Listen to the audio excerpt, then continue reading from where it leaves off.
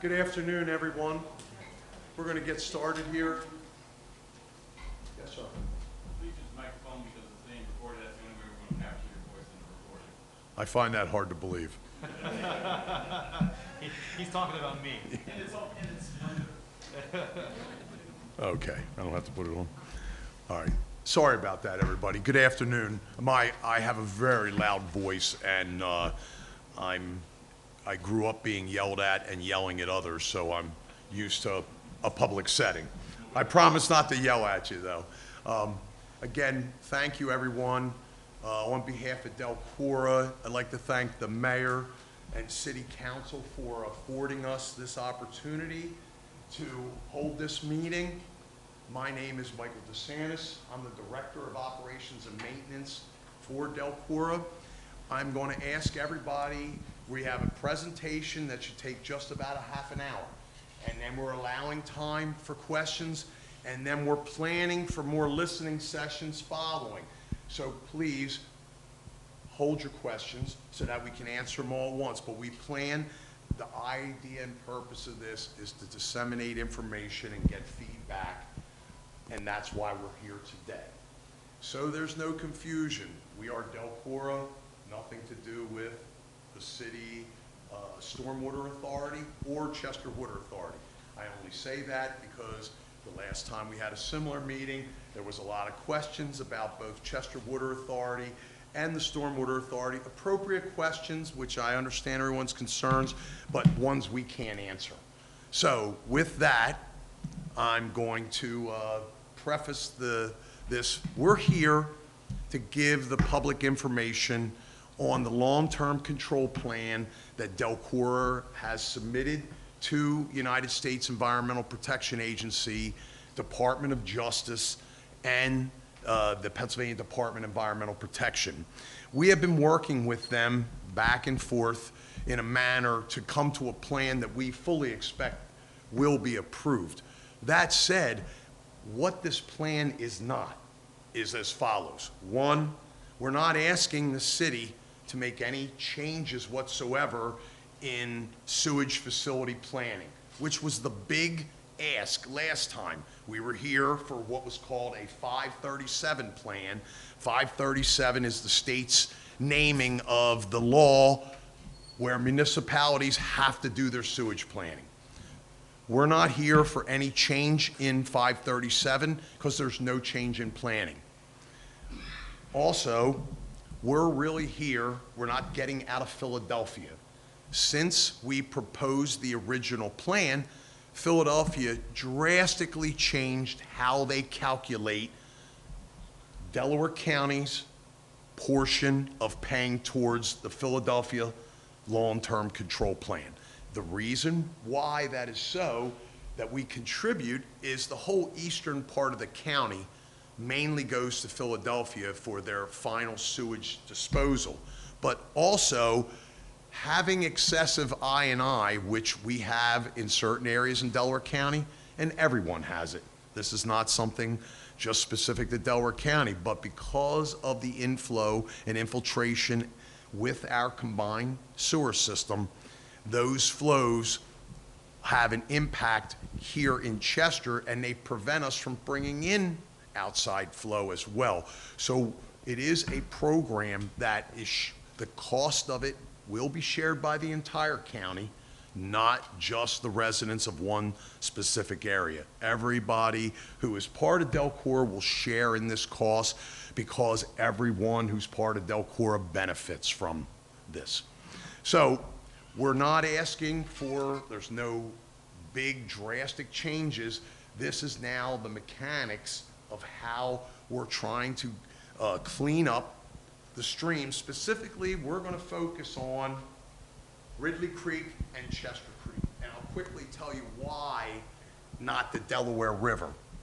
Okay, yeah, thank you. The Delaware River, so Philadelphia is also in the same boat as Delcora. They have a long-term control plan. We have 25 combined sewer overflows.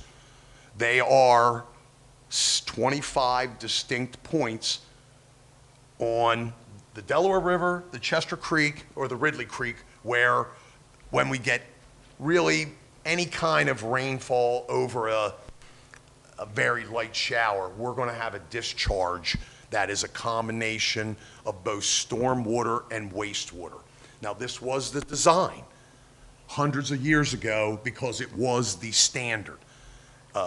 Any older urban areas have combined sewers. Just around here, Norristown has a little tiny bit, so does Bridgeport, of course, Philadelphia, Chester, any of your older urban areas, because it was the standard and design of engineering.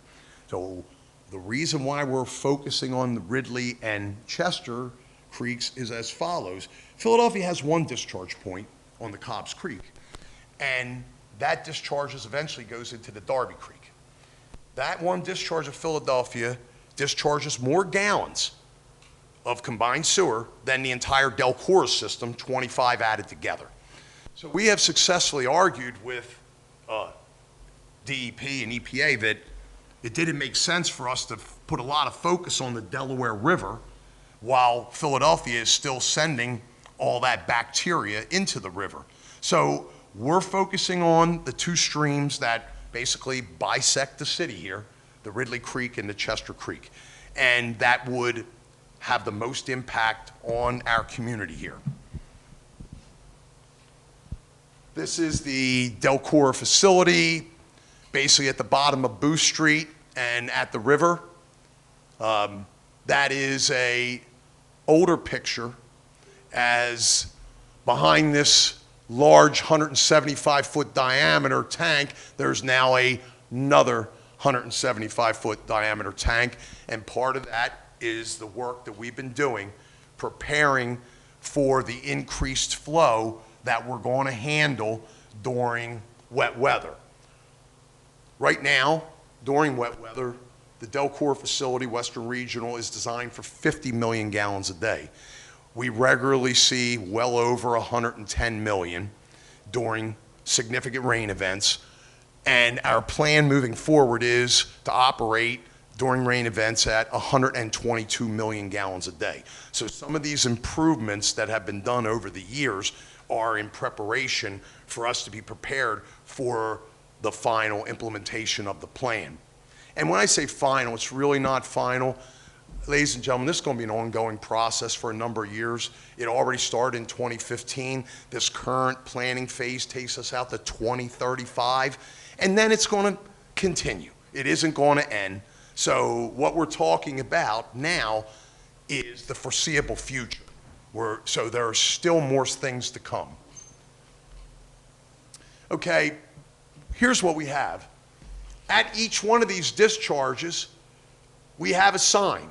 We're required to, and those signs are at each location very close. Sometimes you cannot get to the actual location where it's discharging because it's in the middle of a stream or somewhere, but we have a closest point. There is a sign at every location.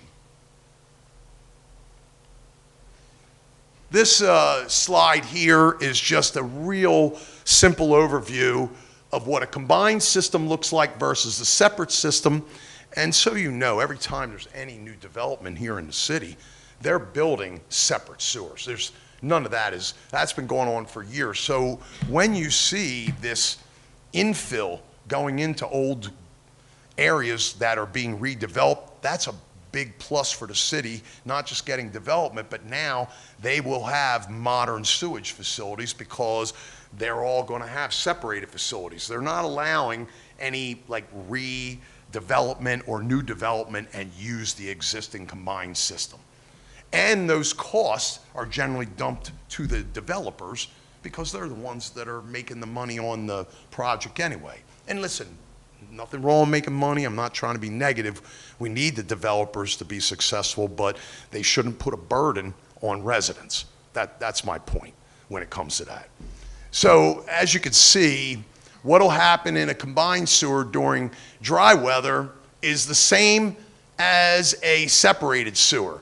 You can see what the big difference is, that sewage and stormwater on the left is one pipe, and on the right it's separate. And you can see there on the left, there's a little bit of a dam or a baffle, and basically what that allows is, in the most limited of rain events, the water stays on in this particular picture. In the most limited of rain events, the water would stay on the left side of that dam and still go to the wastewater treatment plant. But when there's enough rain, it goes over the baffle and into the receiving water. And that's what it looks like. So I just switched from dry weather to wet weather. And in wet weather, the separate system operates separately, but in the combined system, which we have a significant amount of in Chester, I believe, Charlie, one of the slides even delineates, there is a further slide. So some of your neighborhoods have already been separated. As I said, when we do new construction here, whether it's Delcor doing it or private entities, they are forced to separate. We even had PennDOT do separation when they did the ramps here coming off of Commodore Barry, and also when they did some work up on the bridge, which bridge? Providence Road? Yeah, Providence Road, yeah. So there's areas, so even we make the state separate it too. So no one gets out of this, everybody has to. But it's Delcor's responsibility to make sure it happens, because we're the ones who are in charge and responsible for the collection system for wastewater. I think this is my last slide. So now you're going to get all the real technical stuff. Basically, I had noted it's pending approval from the United States EPA, and that includes, there's three parties on the other side of this: EPA, DEP, and the Department of Justice. So we need, but basically, EPA is the lead technical agency. So if EPA is okay, it's going to go through fine with the Justice Department and with DEP. The most recent submission was in December, so we're talking about something very recent. And, you know, again, I'm thanking the mayor and council for this opportunity. We had planned this for a few weeks ago, but snowstorms and bad weather pushed us out here.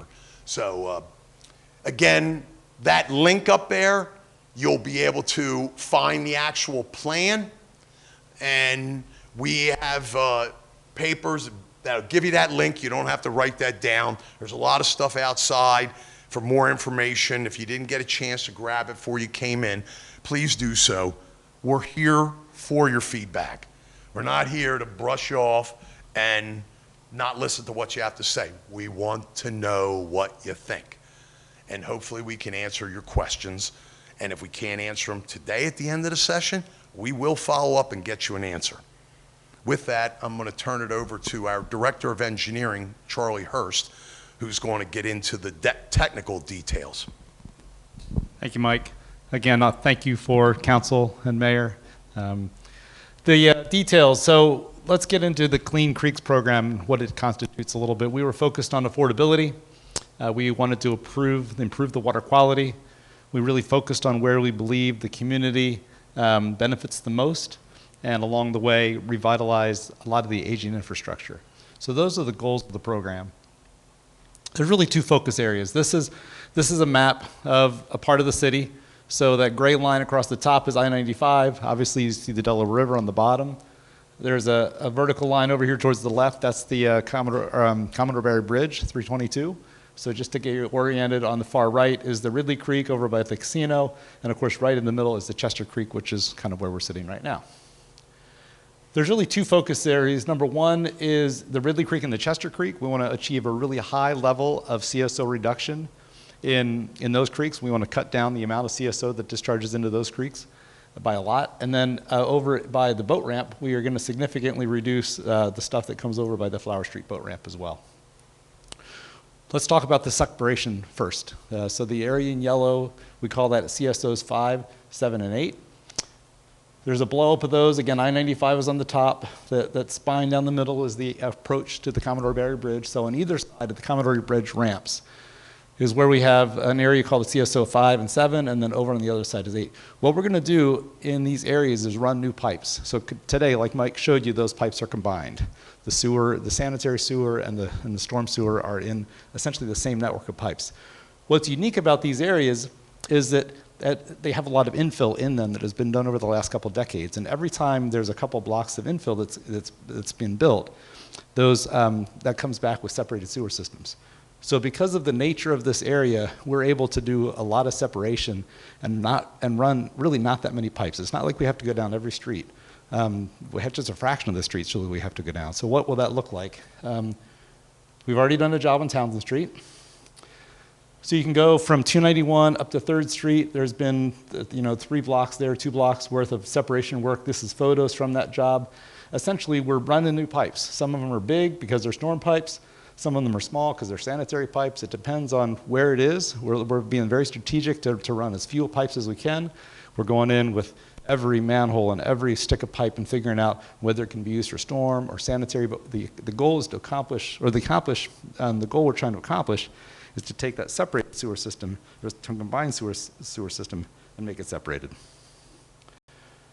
Along the way, of course, we'll repair everything as we go, as we come back out. New paving, new sidewalks, new blacktop, new access ramps. This little thing in the foreground here is new ADA ramps. Every intersection that we touch, we'll go back with proper curbs and ADA ramps, meet modern standards. So that is the separation work in 5 and 7.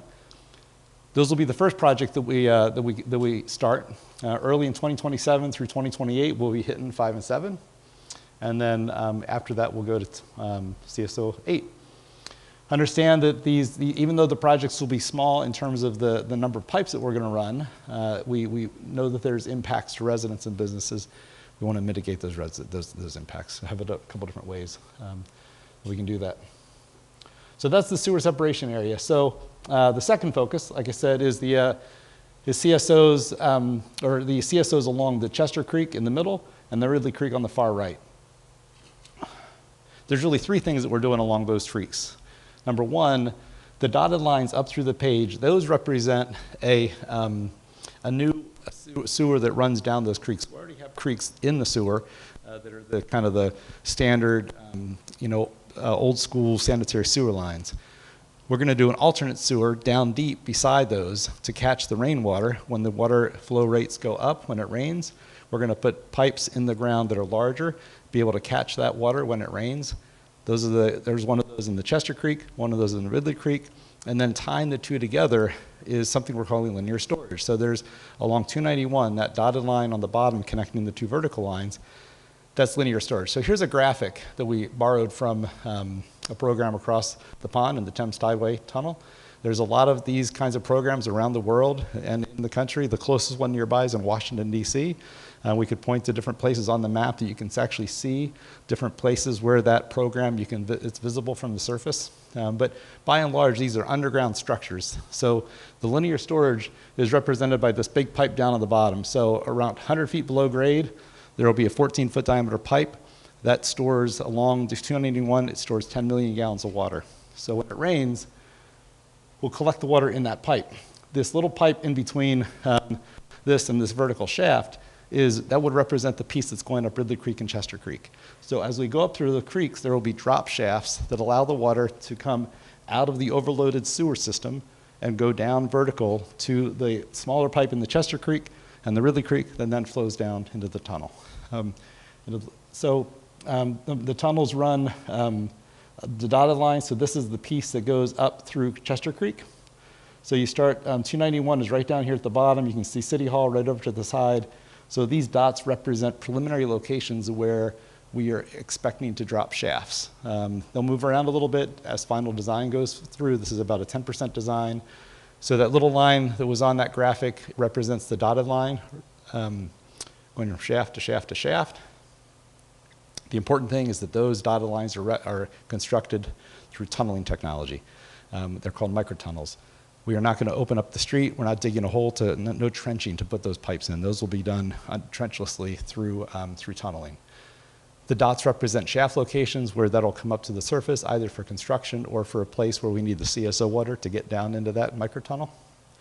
And then as it flows down through that dotted line, then it goes to the linear storage along 291. So that is the Chester Creek conveyance. There will be a similar one over on the Ridley Creek. We'll do that one later. We're going to start with the Chester Creek one first because it has the greatest benefit. The benefit is pretty dramatic. So these bars, each one of these bars represents a CSO along the Chester Creek. The height of the bar represents how often that discharge occurs at that location. So 14th and Crozier, up by the hospital, right above I-95, that happens over 50 times a year. And then you can see the heights of the bars on the other locations.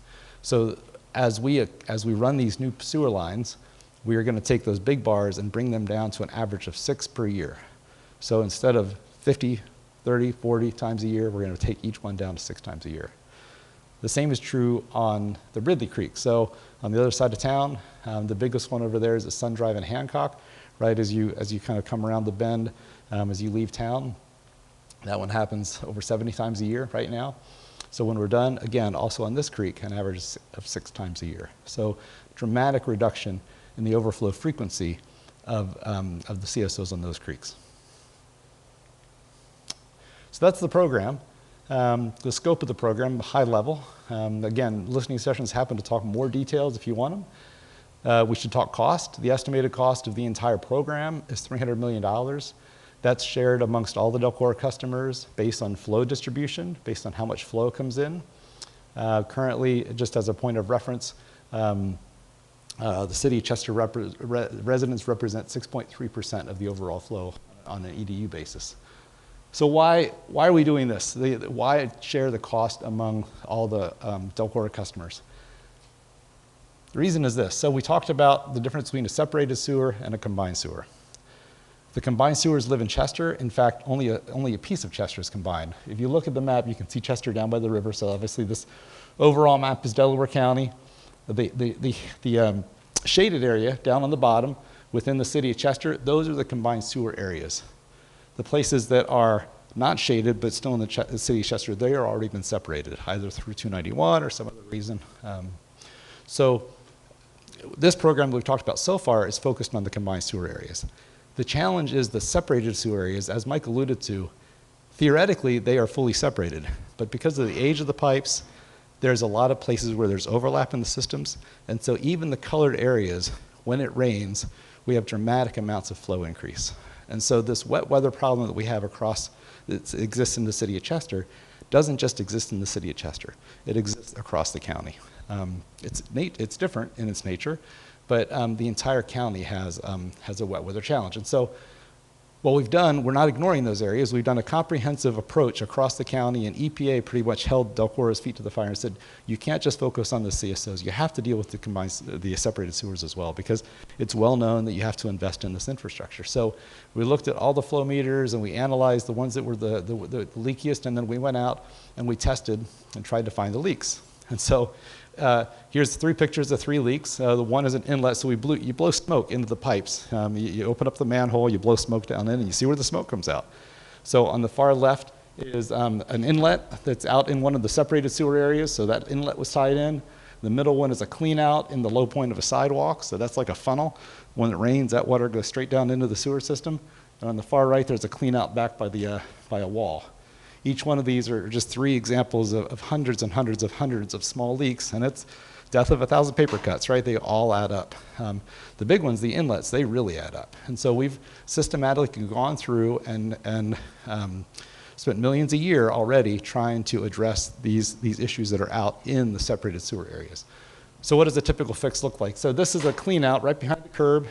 You can see the little hole up on the left. You know, there's a water valve and a vent right beside each other, and you can see based on the hole, water goes down there when it rains. It's a funnel, right? So there was a broken line down below there. When we blew smoke, smoke came out of this, which told us there was a connection to the sewer line. So you start digging down in, this middle picture shows you there was actually 2 cleanouts side by side. As you dig down in, you find they're just crushed, right? So water goes down that little hole that you see, it's a little throat up there, the dark spot, goes down through, goes in these leaks, and then on the far right, this is what it looks like when we repaired it. So put new P-traps down below, brought new riser pipes up, put new cleanouts on the top, We've done this kind of work on laterals, at the cleanouts, back in the laterals, a little further behind the curb. Out in the street, we have found repairs down in parks and low-lying areas where you think it's just a depressed area, but you look a little closer and there's actually a hole in the ground and smoke blows out of that, and there's massive holes in several parks. So we've been fixing those spots as we go, and we'll continue to do that. So county-wide, there is a wet weather issue that we are trying to address along with the long-term control plan. And EPA and PAYDEP, it's not an option. They're making us do that. They're saying you must deal with this. So let's talk schedule. The timeline is captured. This is a really broad timeline. So on the far left-hand side is 2015. We are doing this because in 2015 we were handed a consent decree by EPA, Department of Justice, and PADEP. We started working away more actively. We had been doing some of the stuff in the CSOs before that, but in 2015 we started doing projects. And we've been doing projects for the last 11 years. We've continued, and the forward look is that everything that we're talking about doing today, we will start doing some of the sewer separation work in the next year or two. We will start the design and the land acquisition for the other parts of the projects very soon. And so what we committed to EPA and PAYDEP is that if we get approval on this plan, we will finish all of the linear storage and all the work along the creeks by 2035. So that is, that's the schedule, and that's the program. We put out this ad. We committed to give you information about the long-term control plan and the Clean Creeks program. I hope that we've done that. Michelle is going to wrap it up here with a few other slides. Michelle Jackson, Community Coordinator. Morning, everybody. Michelle Jackson, Community Engagement Outreach Coordinator for Delcora. And in order to make sure that our residents and our authority figures and our municipality members understand the details of this program, we'll be hosting a series of listening sessions over at Delcora's admin building. You can schedule with me directly, and you're free to bring anyone who are residents or people who are concerned about this program and have additional questions. We also have been offering tours of Delcora's wastewater treatment facility down at First and Booth, and you can contact me at that information right up there. We also have it on the back of all the flyers for today's event, so you can also schedule private tours, or they're public tours, but we can tour with anyone who's interested in learning more about how we process wastewater, and of course answer any additional questions there. This QR code, which is also on the back of your flyer, you can scan that and it'll have all of our contact information, all of my personal contact information with the job, as far as cell phone numbers, email addresses, as well as all of our social media contacts. This QR code will also give you access to our Delcora's website, which you'll be able to, all of these documents will be located there as soon as we finish here. Does anyone have any additional questions that we need to answer before we leave today? I wanted to clarify. Sure. The money. We talked about a budget of $300 million out over the course of this program. So we're talking about now 2035. So the first thing you may think of is, oh no, what are my rates? What's going to happen with my rates? Now, our board of directors, we happen to have two members of our board here today, and they're sitting here in the audience, Ms. Jane Billings and Mr. Jim Kern. And so I'm not going to put them on the spot, but I know for sure that we've been talking, and we have a 5-year capital plan, and our budgeting, we're looking at 4 to 5% increases on an annual basis. No double digit. Now, I understand everybody here is on a limit. We all are. But we want you to know that we have a fiduciary responsibility as well, and we keep that in mind. Specifically, that's what our board of directors and our executive director do. But I wanted to bring that up because it's a natural question that follows the budget that Charlie shared with everybody. Thank you. Sorry. Yeah, no worries. No worries, but definitely for the upcoming listening sessions, any additional questions that you have about budgets, about cost increases, how they're being distributed, as well as what the construction could look like in your neighborhoods, what the reconstructions are going to look like, and above will also be answered. Question? You had mentioned infill. Let me make sure you're talking about infill how I understand it. You got a block, there's an available plot to build a home or put a manufactured home, and they need to connect to utilities. I think you said that many of the streets in the area you were showing, we know we can't connect to a combined system, but they're already separated? They are. Yep, so let me go back to that slide. There are several blocks, and you can kind of jump, they sort of jump out at you a little bit once you know what you're looking for. Historically, oh, no, that's not the one I want. I want this. If only my pointer worked. So you can see at the letters CSO number 8, directly above the letter S, there's a street that goes up and kind of hooks around. That entire neighborhood is separated, and it was when it was built back in. So we don't have to, as part of this partial sewer separation, we don't have to go into that neighborhood. Those lines already come to the edge of that neighborhood, already separated. Same with, if you go to, again, CSO, the letter CSO, catty corner down and to the left, there's like a 2-block wide by 3-block tall, directly adjacent to the bridge. That whole neighborhood is separated. Same is true over on the other side of the bridge. If you, CSO 7, directly 2 blocks below the number 7, you can see a bunch of brown roofs. That's redeveloped. That's all separated. So even a smaller development, we've been working with developers for a long time, even if they're just on a strip of houses along one street. They come to the edge of that project with a separated sewer and storm sewer line. So we're picking those up as we go. Did that answer the question? It does, but there's still a limitation. If there is a block that isn't already separated and somebody wants to slide something in, they won't be permitted to? We just want them to bring the pipes. We want them to bring the pipes to the edge of the property separated. So they can connect, but when they're in the street, once they hit the street, if there's not a separated line there already, they'll be connecting to a combined line. So we won't make them run multiple blocks of separated sewer, but we will ask them to come to the edge of their project, whether it's a single lot or a row of lots. We'll ask them to come to the edge of their project with dedicated sanitary lines and stormwater lines. And you do that for one property? I wish Ted was here. The latest example, yeah, if it is only one property, chances are they don't have stormwater.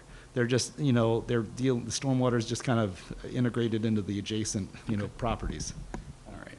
So I guess what made me feel good is they won't be prohibited from building. No, definitely not. No, we are. There is a lot of building being done.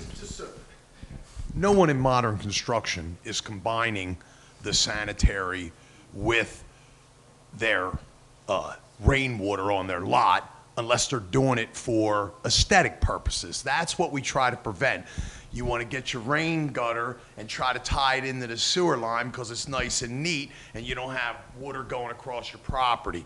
All we ask is that you cannot combine it on that property. We do not, first of all, Delcora does not permit or prevent development. That is strictly the province of the municipality. We just have codes that we have to follow, that's all. Thank you. Absolutely crap.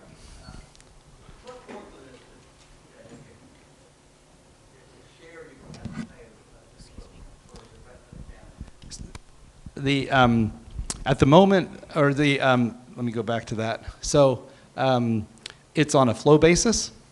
So it's like the treatment costs.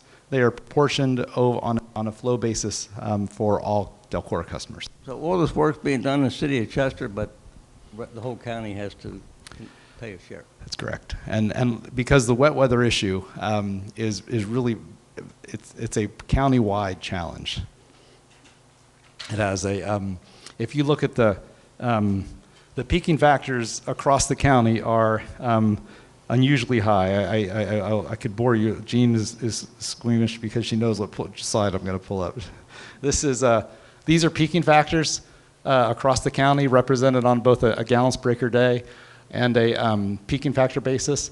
And that entire, the number, the few dots down here on the bottom corner, those are acceptable. Everything else is really, really high wet weather problems. And because of that, you know, if we were able to, yeah, so it's the nature of the wet weather program and the wet weather problem across the county. So it's your percentage of flow that you're sending to the treatment plant, is that what you're being charged for? Yes, everybody in the whole county has the same exact treatment cost as well. So, and everybody's bill is based on either a metered flow of wastewater or their water bill. There's very few people left based on EDU, which is a house's 262.5 gallons, but it could be less or it could be more. That's the old way of doing everything based on EDU. Mr. Lillicrap, your question, I understand where you're coming from with regards to particularly a lot of the residents of Eastern Delaware County, but let me explain how this works comprehensively, that the water that so going back 25 years ago, the city of Philadelphia, because they were already getting pressured from the regulatory agencies, they came to Delcora and said, hey, you guys are sending us too much flow to our Philadelphia Southwest plant. So just so to understand, if you're looking at this map up here, everything on the right side of the blue line that's splitting the county, that's the Eastern Service Area. All that flow was going to the city of Philadelphia prior to like 25 years ago. In response to the city's request, we have a pump station closest to that blue line. It's in Ridley Township. We own it. It's called the Central Delaware County Pump Station. At that pump station, we put in another pipe coming this way and brought it all the way down here into the middle of Chester. And at that time, we took 13 million gallons away from the city of Philadelphia, brought it to Western Regional. And here's why, because one, Philadelphia requested it, and we had a contract with them. We were required to work with them. Number two, we determined it's 1/4 the cost to treat wastewater here than Philly charges our residents. So it was a win-win. I was here the day we flipped the switch. That was in August of 2004 is when we started it. Since that time, through engineering, we have been able to increase that to 20 million gallons a day. So now, when we bring that flow in from Eastern Delaware County, it's piped in all the way. It prevents gravity flow in the area from getting into the lines because they're full. That alone was a reason why we felt that everyone should share. Then when our board of directors moved forward with the program that Charlie has talked about, the I&I program that's going on throughout the county, I think we just completed year 4.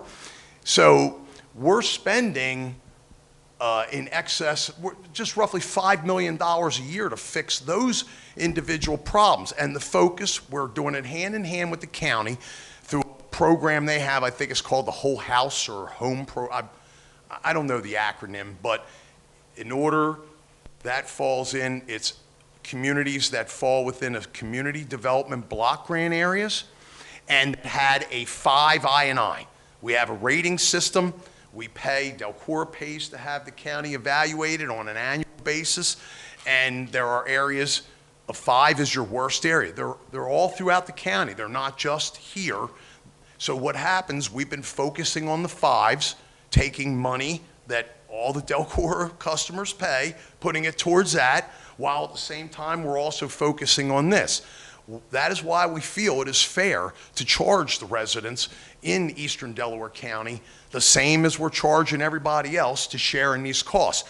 Frankly, the majority of the I&I work that we've done to date has been in Eastern Delaware County on this program. So for that, and Mr. Lillicrap, I respect you and understand where you're coming from, but not everybody understands that your perspective of the question, and it is a good question. Everybody is paying from basically from Bartram Avenue down the Namens Creek Road. You fall in between there, you're chipping in on this plan because we're all part of the problem. Everybody who lives here, meaning our infrastructure, everything that we have here. I hope that better explains why the costs have come down, being divvied up the way they are. Does anybody else have any questions? And remember, please, follow up with Michelle, follow up with anybody at Delcora that you can contact, and we'll be glad to follow up with you.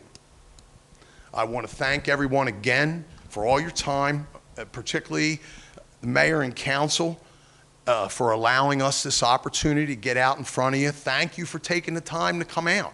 We really appreciate it. And to our team, thank you. Guys did a nice job. Thank you.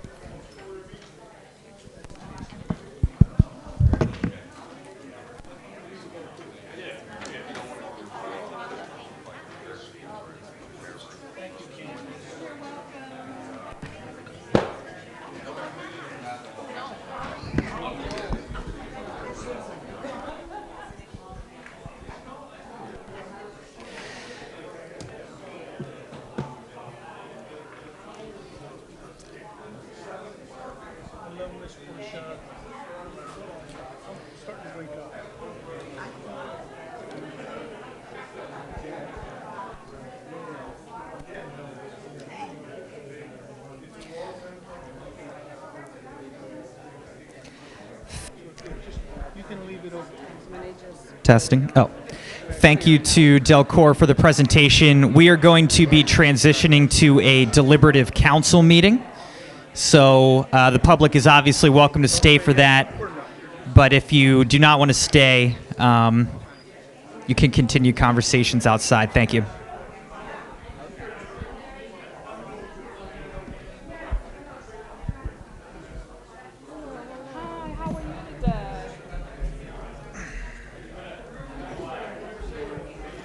Oh, I got the little chair. Huh? I got the itty bitty. I be changing it with Fred. Where you at? I be changing it. He's taller. His body's. Yeah, look, whatever makes what's good for you.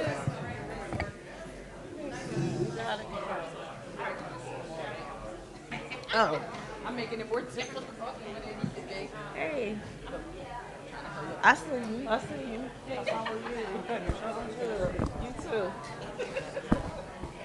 Hi, Hester. Hi, how you? How you?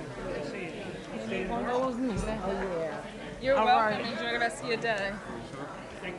Yes, sir. Oh, okay, good. I probably should have been up here to hear what was going on. Well, You got the $1 million? Oh. I don't know. I would not. Are we live?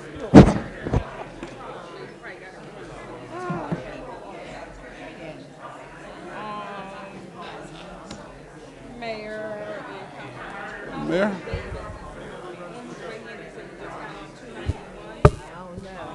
I don't know if we might want to call and have him on speaker until he get here, because it's only the 2 items. Yeah, it's only 2 items. I don't Yeah. mind. You picked up and turn around. Yeah. Good seeing you, Mike. Good seeing you. I feel pretty good. How about yourself? We only got 2 items on. Look at him. Look at him, man. He's looking like $1 million. I don't know what you feel like, but you look great. All right. Okay. Okay. All right. So yeah, just stay on the line. All right. Oh, okay. He's online. Yeah, he on there. Oh, on the phone. On the I didn't phone. even recognize him when he walked up on me. I had to look him right in the face. I was like, oh my God, that's Michael. He's about to retire. Probably Joy. It's a secret, but it's Look for the new one. real. That's, oh, yeah, they should have swapped you out. This probably need to go downstairs. This was probably from when they did the pension board meetings up here. I was more surprised than anything. It's Where they take it downstairs. it's gonna be great. It's wonderful.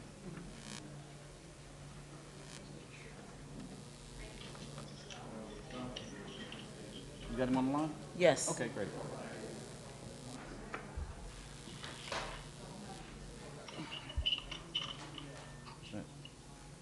All right, looks like we're live. You ready to go? Mute his phone. Mute your phone, Councilman Davis. Your attention now, won't we?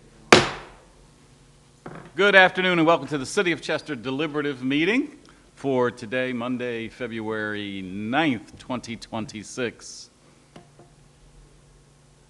In attendance up here, we have myself, all of council. You may not see Councilman Shaquan Davis, but he's present by phone. Say hello, Councilman. Good afternoon, everyone. That's him. Mr. Solicitor. Good afternoon, Your Honor, members of council, members of the public, and city administration. Welcome to the City of Chester deliberative meeting for Monday, February 9th, 2026. The following resolutions are before council for passage. Resolution 18, authorize Thomas Moore, Chief of Staff, or Andrew Heyman, Public Works Director, as the official to execute all documents and agreements between the City of Chester and the Pennsylvania Department of Transportation to facilitate and assist in the reimbursement of $1,550,000 in federal transportation alternative set-aside program funding for the Norris Street Trail and streetscape projects. Resolution 19, authorize and adopt the updated cost of collection schedule to be imposed by eCollect Plus LLC upon those taxpayers whose taxes are or become delinquent and will remain due and unpaid. That would conclude today's list. Thank you. Well done. Any questions or comments, council? I did have a question on Resolution 19 and asked that it be explained about the fees, like what they are now and what they will be if they become delinquent.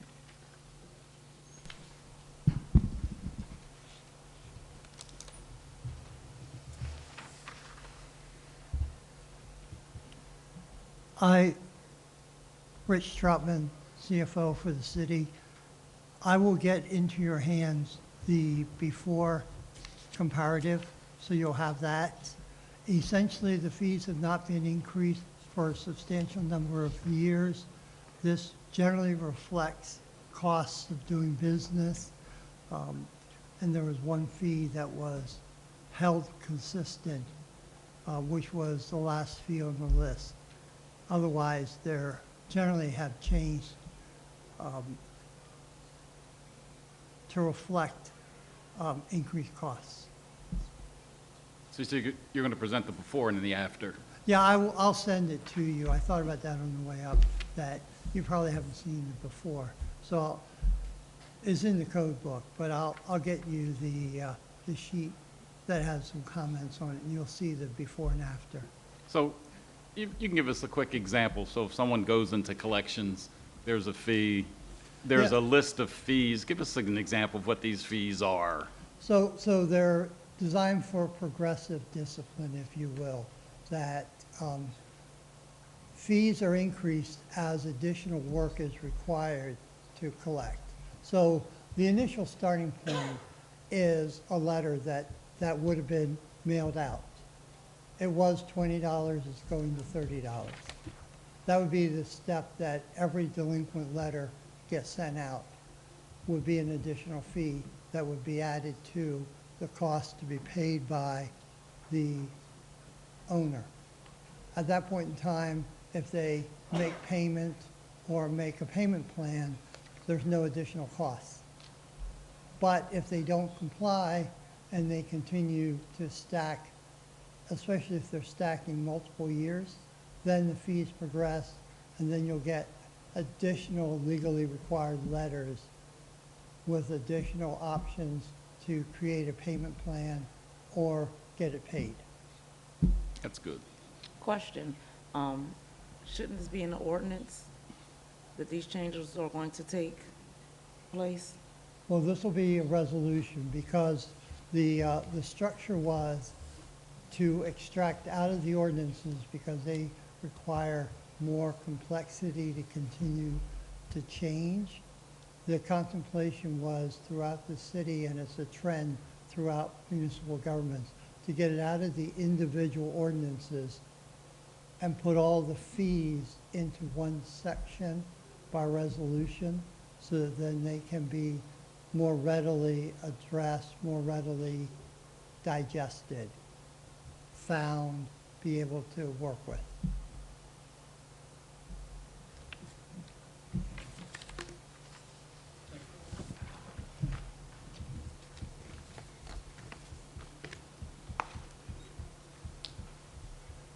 Well, there's only two, so someone explain the first one. Just what's the nature of this resolution? We received a grant for the Norris Street Trail Project, which will extend from Delaware River up Norris Street to 291. It's 1.5 million. There's another grant that we have on the design side. This is, I believe, for the construction side. Where's Lisa? Hey, Lisa. So this is for the construction side. This authorizes myself or Andrew to sign the necessary documents when we get to the construction side of that. Okay. So if you're curious what this is going to pay for, just go to Highland Avenue right now. It's a very similar look. Highland Avenue, all these funds have been released, grants received, construction practically complete. The final project is, well, the final piece is, I went to the dentist today, so I'm mumbling. I'm still numb over here. But if you can imagine 291, you turn on Norris Street, you go down to the river, and there's an existing trail that exists at the river at Norris Street. You hop on that trail, you go all the way past the stadium, past the Wharf building to Highland Avenue, and then you pick up the trail from there. The Highland Avenue piece is just finishing up right now with paved streets, a new sidewalk. You absolutely should go down there. It looks great. Highland Avenue is finished. This is almost a mirror image of what's going to happen on Highland Avenue on Norris Street. Part of the East Coast Greenway Trail, which will eventually extend from Maine to Florida. 3,000 miles of trail coming right through our city. Any other questions? Welcome, Councilman. Thank you. Good afternoon, everyone. Good afternoon. I don't have any questions about the two resolutions, but can we get an update on the snow removal?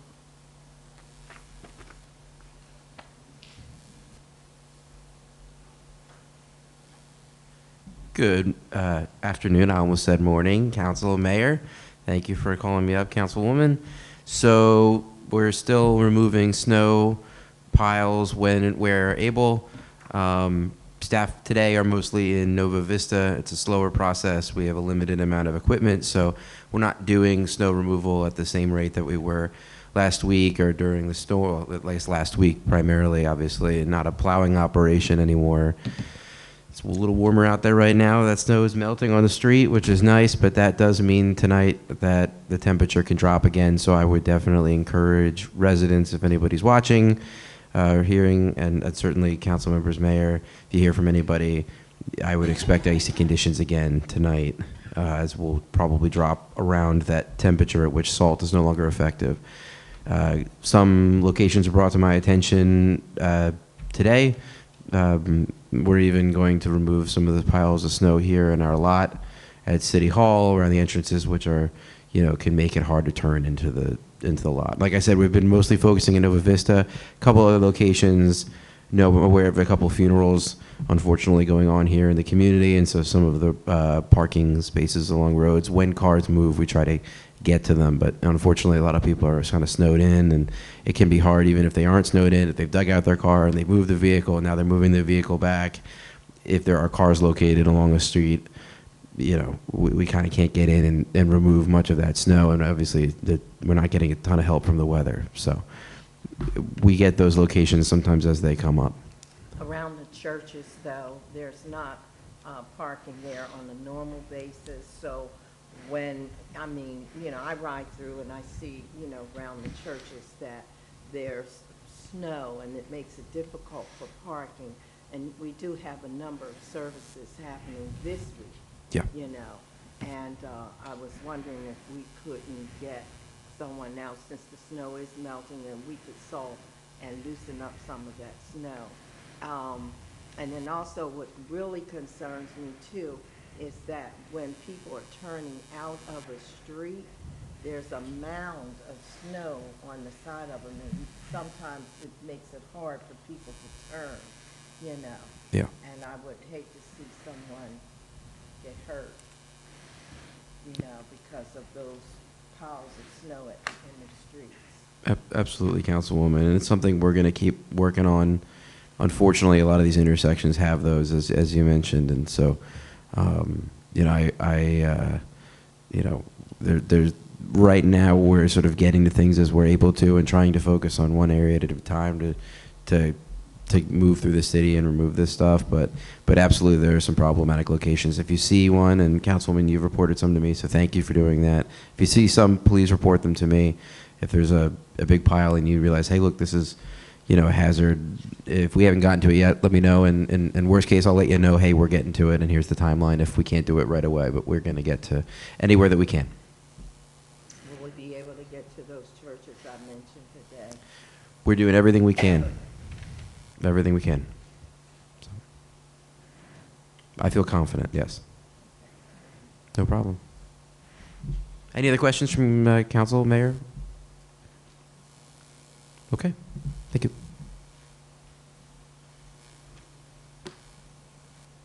Any other points of discussion we want to put out there today? If not, how about directors? Any questions?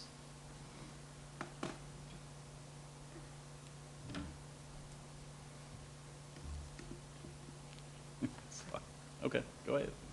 I see we have the chair of the Chester Housing Authority's board here, and I was wondering, would it be okay to ask for an update on those units up in the Bennett homes that are empty?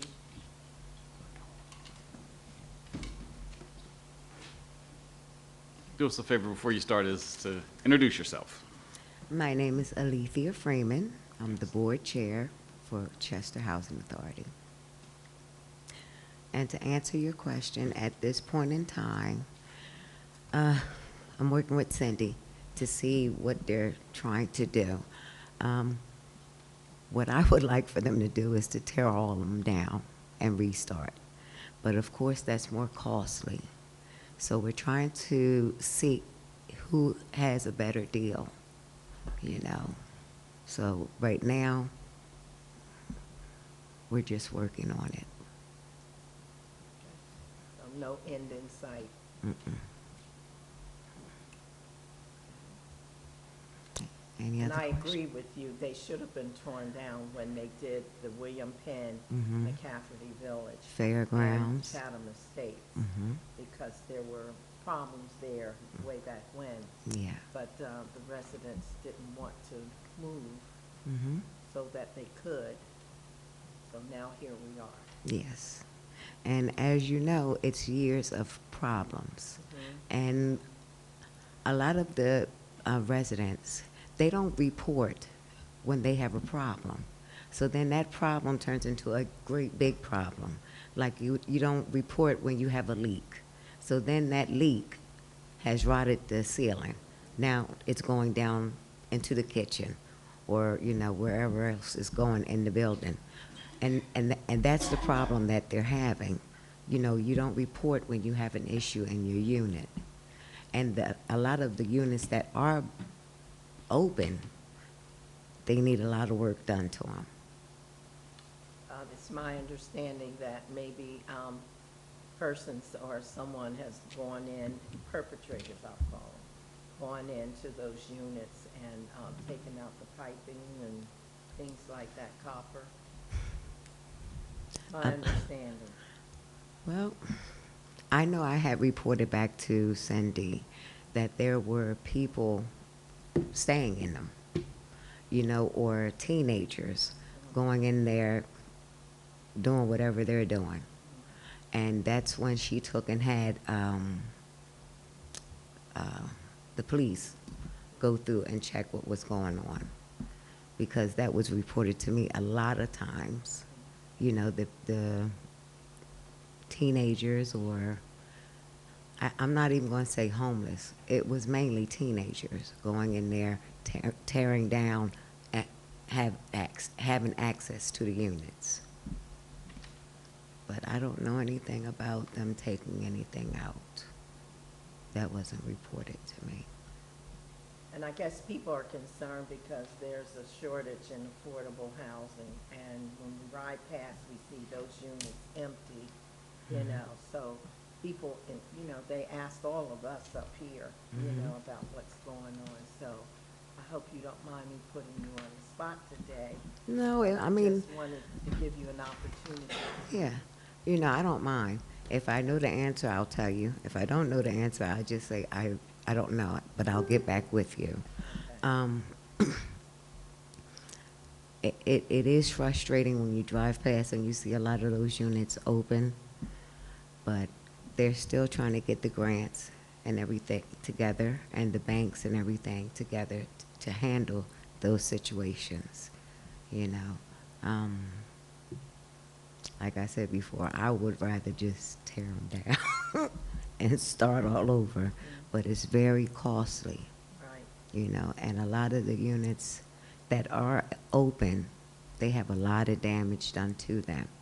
So they mainly have to do like a revamp of everything in there and get it squared away. Thank you. You're welcome. Anybody else? Okay. Can I say something now? You're there. No one has gotten my trash yet. Okay. When you go downstairs, see Miss Melba Rothwell and let her know, and she'll report it directly to the trash company. Okay? Sorry about that. And just for the record, the Cindy that she was referring to is Miss Cindy Thompson, the Executive Director of the Chester Housing Authority. Anything else? I guess I'll ask for, no, I won't. We ready to adjourn? Okay. Meeting adjourned.